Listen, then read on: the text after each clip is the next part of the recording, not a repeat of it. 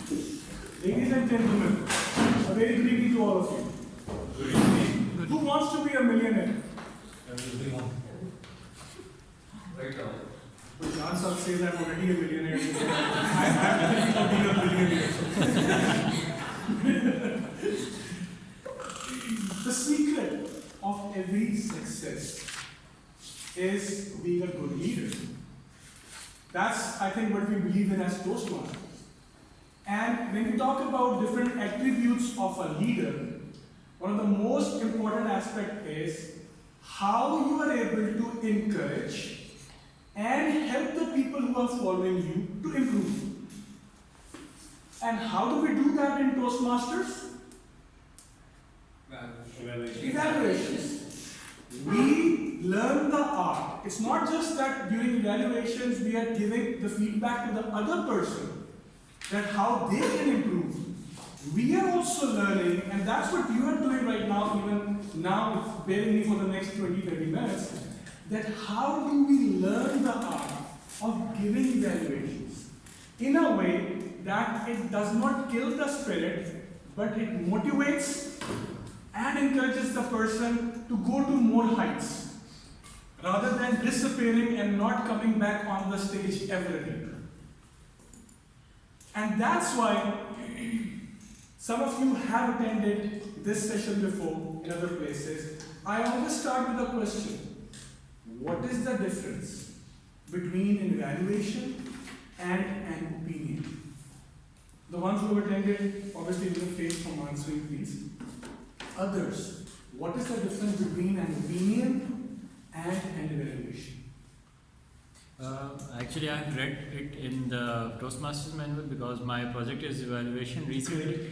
So, my opinion about that is, opinion is about the person, and the evaluation or feedback is about something observation by that person or his actions.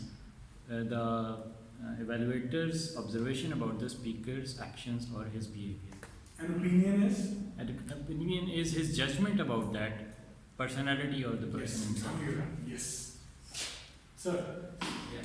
I think, to my understanding, opinion is your perception about a person, about character, you have to have a character. But when it comes to evaluation, it is something more structured, a systematic way of giving feedback. And it is not on your gut feeling. It is through some logical and structured way. Perfect. So I'll merge both answers. And like you said, opinion is a perception.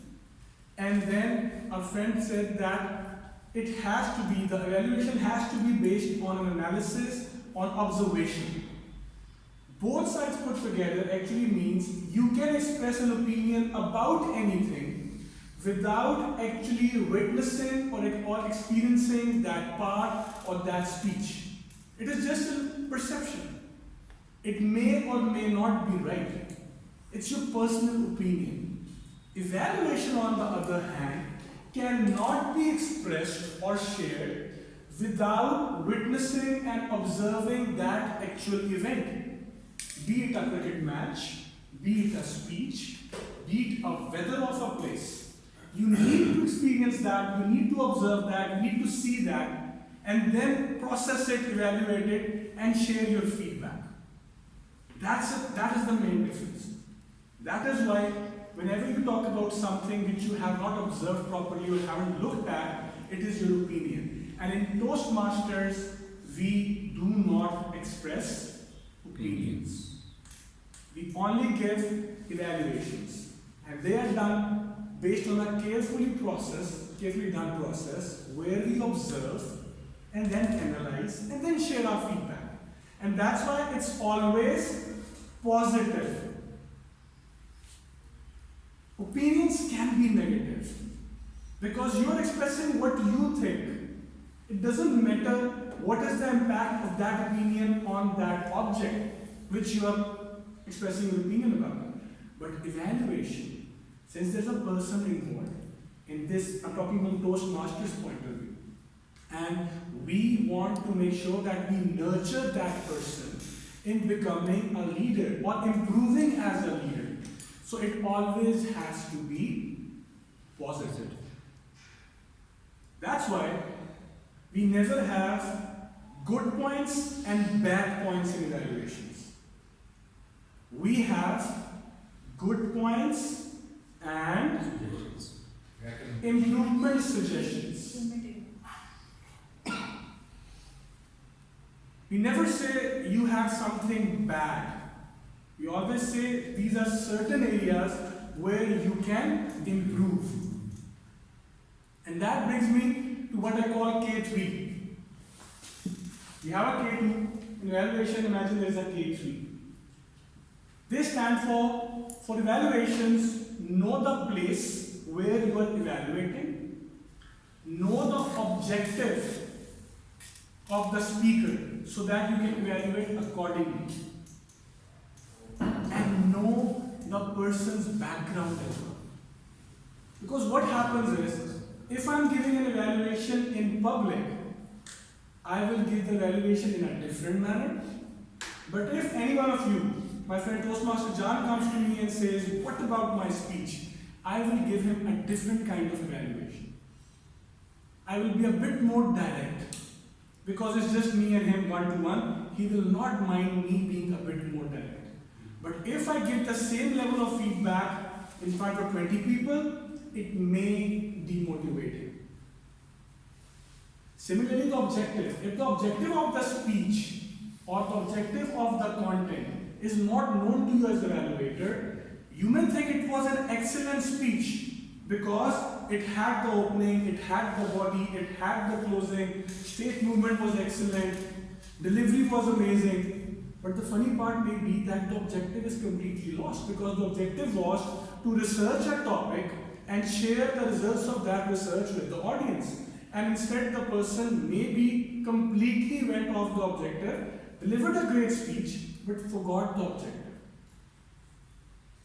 And the background.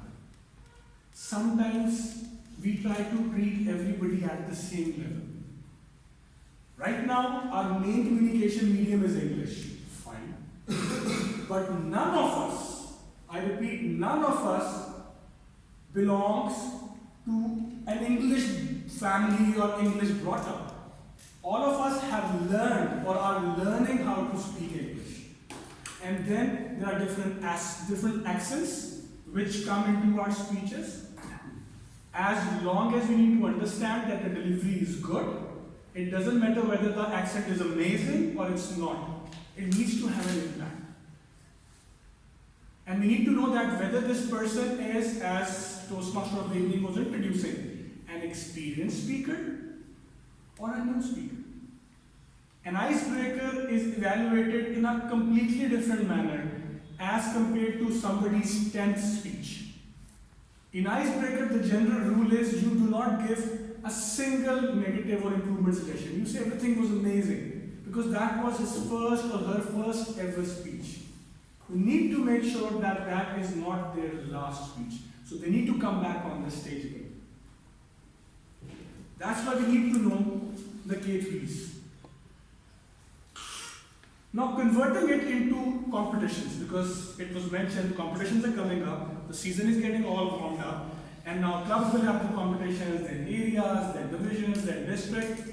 So how to make sure that whatever I've talked about is taken care of while you're evaluating in your club meetings or in your daily life, at home, with wives, with friends, with bosses, with juniors, but then converting it into making sure that you also win competitions. Competition is all about securing marks. Simple as that. There is a mark for different steps. If you do all those things, you'll get the marks. Doesn't matter how good you are in the evaluation or how sincere you are, if you miss a certain portion in the evaluation, in the competition, you will not win. Now, what are those things? When you are in a competition, you have a total of 3.5 minutes to deliver your evaluation. The last 30 seconds are the grace period. So the red card basically starts at 3 minutes. The The idea is, a lot of times people go in competitions and they waste time the first 15 or 20 seconds in giving statements which are not earning a single point. Like, wow, Toastmaster John, it was an amazing speech, you came on the stage, I was so enthusiastic, it was so amazing. I'm not scoring any points and I'm going on and on for the next 15 seconds. The idea is just to have an opening to give you a start and say, thank you, Toastmaster John, for giving a great speech, for taking us on a very enthusiastic journey. Just one and a half sentence and move on. Time saving. Point earned, that's it.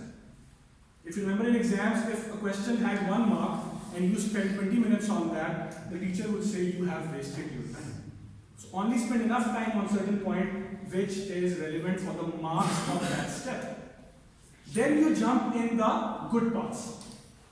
It's always recommended to have at least 3 good parts and at least 3 recommendations for improvement. Because that will satisfy the minimum criteria. And with every good point and with every improvement suggestion, you need to have at least 1 example. If you give a good point or an improvement suggestion and you do not give an example with it, you will lose your marks.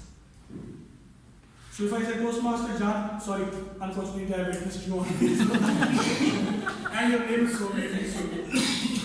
So you said that, Toastmaster John, your stage movement was excellent, your hand gestures were amazing, and you keep on giving all these points without giving an example, you will not secure full marks.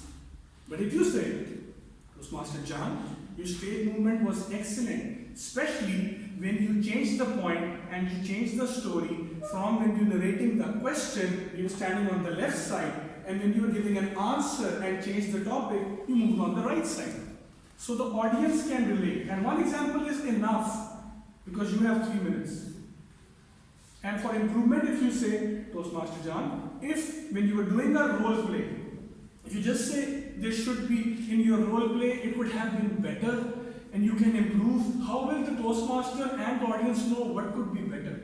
But if you say when you were doing the role play and you changed or showed the voice of the teacher, if you had just stood at a 45-degree angle and changed the voice of the teacher, that, oh, you cannot ask a question, that adds more flavor to the speech.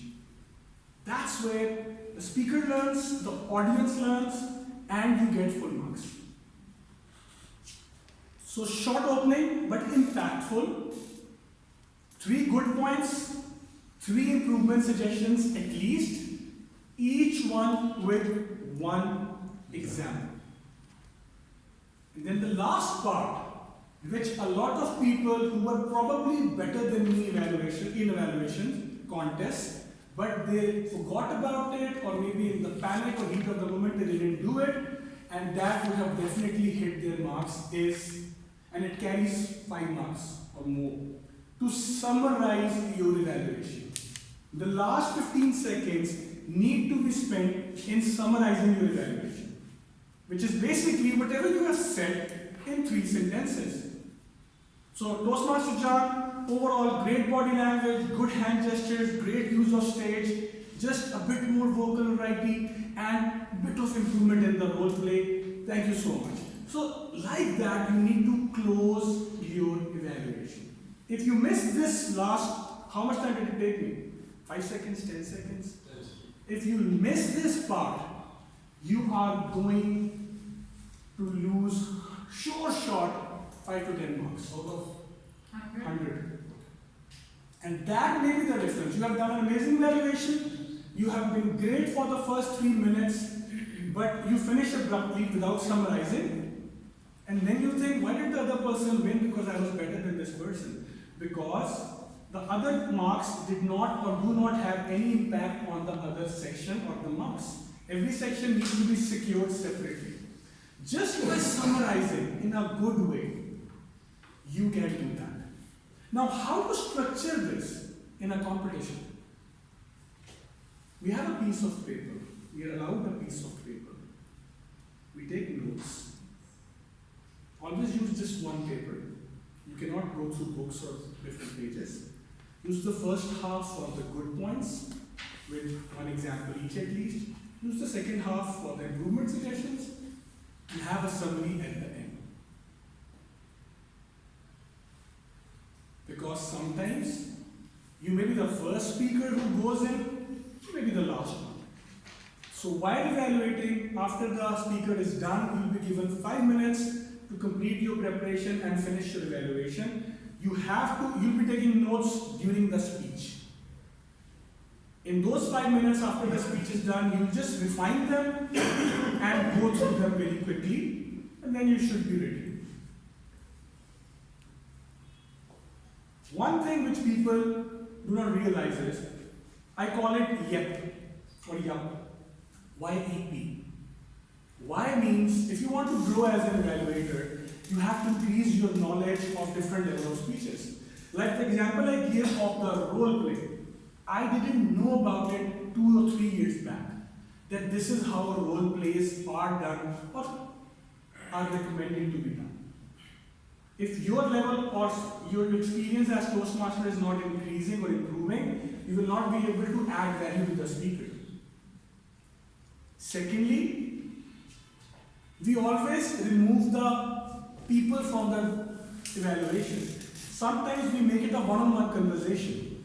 That Toastmaster John, you did this great, you can improve here, thank you so much. And then 20 other people sitting in the room are alienated. It is never about one person. I'm evaluating one person, but I'm sharing the feedback for the benefit of the speaker and the audience. So what I learned long time back was, I'm grateful for a video that I came across, that when I was sharing evaluations, I used to talk to the public.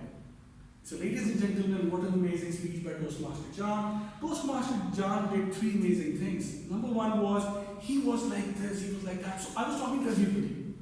Whereas you'll see a lot of evaluations where you'll be like, Toastmaster John, you did like this. Automatically you're losing the connection with everybody else. And as an evaluator, as a public speaker, you do not want to leave out the public out of the speech.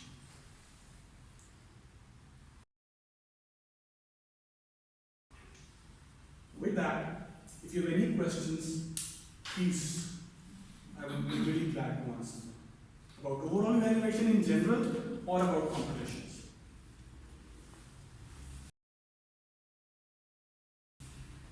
Well, as you mentioned, there was 3 good points and 3 points that need to be worked on. So, example, that means there will be 6 examples then? Yes, at least. 6 examples. Okay. So, for example, if you take 3 good points of John and Basi and 3 points that you need to work on, how you will elaborate that? If I didn't note it from that point of view, but just quickly from the top of my head, I would say Toastmaster John started with a question. And if I just finish it here, it won't be good. I'll say the question was, anybody knows about Newton? And the question always makes it good thing to start the speech because it excites the audience, gets their attention. Also the benefit of the question or the good part needs to be elaborated a bit so that the audience knows why is that a good point. Right? So I would say that. Then I would say Toastmaster John throughout the speech looked very energetic. He did not avoid eye contact. He was looking at people. For example, when he was talking about the question, he was looking at people and he paused for them to answer. Okay. In improvement, I would say Toastmaster John. Now, another aspect of saying it. One aspect which is a bit harsh would be Toastmaster John was using the stage too much. That is the non-recommended way. The better way would be that Toastmaster John's stage movement can improve. And it can be a bit less highlighted and at specific times. For example, when a new point is mentioned, then you can move. So from Toastmaster John's example, I have made it a public thing. As if I'm telling everybody, automatically Toastmaster John is not under the spotlight anymore. I used the example and I said, okay, fine. I gave two examples. That when you gave the speech, when you were talking about the question, you were standing there, then you started moving. Instead, finish one point here, and then the new point can be mentioned from this place. One important thing, Madam, which I mentioned, know the speaker. If I had listened to Toastmaster Jawad, I would not have said this because it was mentioned he's a relatively new speaker. But Toastmaster John, being the experienced one, I would say, because he's an experienced speaker and we want to increase their level, I would recommend that when we are making a speech in English, we try to use the whole vocabulary in English, and instead of saying Baddu, I would recommend we say Bedouin, so that the whole speech and the literature and the English language they couldn't is maintained. But I would not say that to a new speaker. But I would like to say it. Sir. Toastmaster Aneel, I would beg to differ with you on one point. During the course of your presentation, you said that we, in an evaluation, we do not express our opinion. But whereas my research with the Toastmasters tells me that as evaluators, the only thing that we do is to express opinion. We are not judges. I mean, whatever we say is not formal, and it is not incumbent upon the speaker to accept, or it is not incumbent upon them to take our word as the gospel truth. Obviously, it is. I mean, they can accept it or reject it. So what we are saying is an opinion. It by default has to be an opinion. Yes. Because that is the way I see it. I mean, he may not agree with me, the audience may not agree with me, but the best that I can do is give my opinion. Sir, agree. But it is based on observations. Yes. It cannot be expressed without observing and analyzing the speech. Of course. If we do it without the observation and analysis part, sir, it becomes an opinion. I mean, it cannot be an arbitrary opinion. Yes. And I'm not saying that we should not be opinionated. We should not be opinionated, but by default we have to give an opinion. Sir, you can say that evaluation is an opinion, but it is based on observation and analysis. That's all it is. Actually, I will be having my point of view there. Yes, it could be an opinion, but again, when you are giving opinion on a certain predefined criteria, which is in evaluation, there is always a criteria. Voice modulation or whatsoever, eye contact. So you are always going through a predefined criteria. Yes. So if it is a predefined criteria, it is no more an opinion. It is now becoming your observation based on that criteria, and it is becoming now a structure. And I'll give very good example and come back to you of both, because I have taken part in about 8 competitions. And I used to prepare with different people for that. And DDM Umair was the leader in that. He used to sit with me for hours and help me practice. We used to put on a speech of an international speaker who would have been first or second or third in international speech contest, and then evaluate. I'm giving you a tip as well here. And then we would compare notes. Sometimes DDM Umair would have 1 point as improvement suggestion, and I would have the same point as his strength or good point. You both are right.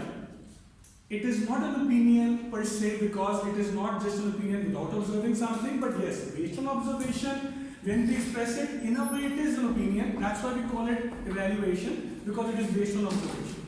And you're also right, it is based or it is within certain parameters. However, sir, there would still be a difference. It's subjective. You may have felt something was done good by a speaker, and I may feel something could have been done better. So both points are right.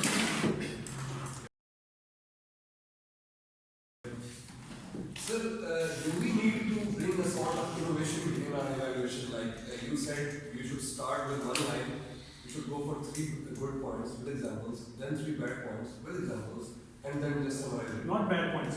Oh, I am sorry. Main point is there is never a bad point. Yes. If you say that, you will lose marks by Yes, it. I've already lost the competition. Just for the sake of question again, like you said, or can we bring a bit sort of innovation in the structure or in anything like Good as we point. feel as per our instinct? Good point. The time remains finite. 3 minutes or 3.5 minutes. The point structure, unless it's changed by Toastmasters International, remains the same. Now, how you achieve those points is not an issue. You can, for example, start with not just one liner, you can have a 3-liner. As long as you make sure that your remaining time is not, you can say, takes a hit because of that, number one. Number two, there are different ways. Some people say one good point, one improvement suggestion. Some people start with improvement suggestions, then go to good point. There was a speaker who managed, I don't know how, to deliver 7 good points with examples and 3 improvement suggestions. But that person managed to squeeze that in 3 minutes and it did not seem when I was observing the person that he was being rushed. It's up to you. What I have described is the bare minimum and the structure. As long as you make sure you get the points, you can improvise. Sir. Yeah, my question was regarding, I have gone through the very deep price evaluation, you might have known as well. She used the second person pronoun rather than third person. Like she didn't use he or she. She was directly communicating with the guy, you. You were painting the picture and like that. So as you mentioned, I've gone through a lot of your presentations and they were focusing on that we should use the third person pronoun instead of second person. So You will not lose marks. You will not lose marks if you do that. That is where I was talking about the recommended way. Here comes the subjectivity. There was a champion who was saying that you can be direct, and there are other champions who say you should do the third person. That is where you will not lose marks. But that is a point of opinion based on our knowledge that we would like to have the whole public part of that discussion or only the speaker. But if you directly address the speaker, you will not lose any marks. yeah, thank you. Last question, sir. Last question. I just want to ask one question that sometimes you come across the speaker, normally he is a very polished and high caliber speaker. So despite trying, you cannot find any improvement areas. Forget about 3, you can't find one. So what do you do in that situation? Remember the part where I said if you want to grow as an evaluator, you have to increase your exposure and knowledge. And I also shared that I practiced by watching the speeches of International 1, 2 and 3. Initially, I used to have the same opinion. I was like, after 2 speeches, okay, what was the improvement suggestion? But trust me. Now when I said, I can give you 3 easily. There's always room for improvement. They're eventually human beings. But you'll have to get to that level. It won't come straight away from the first or 2 or 3 sessions. It has come after 3 years of a lot of competitions and practices. You may be better at it. Thank you very much.